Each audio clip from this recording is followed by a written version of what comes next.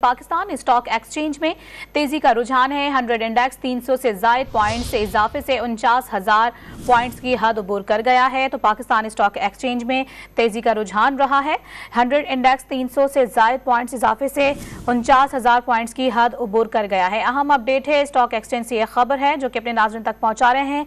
मजीद क्या तफसीलात हैं जानेंगे डॉन न्यूज़ के नुमाइंदे तलकीन जुबैरी से। तलकीन, बताएगा क्या वजह है मार्केट में इतनी तेजी देखने में आई है?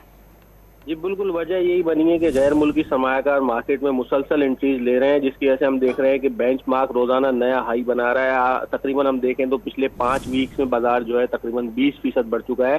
जो मार्केट के तज्जियाकार हैं उनका ये कहना है कि अगर इंतखाबात वक्त के ऊपर हो जाते हैं तो फिर हम देखेंगे कि आने वाले दिनों में बाजार 50,000 पॉइंट्स की सतह भी अबूर कर सकता है। और जिस तरह स्टेट बैंक ने शरह सूद को मुस्तहकम रखा है तो उसके बाद भी मार्केट में रैली कंटिन्यू कर रही है।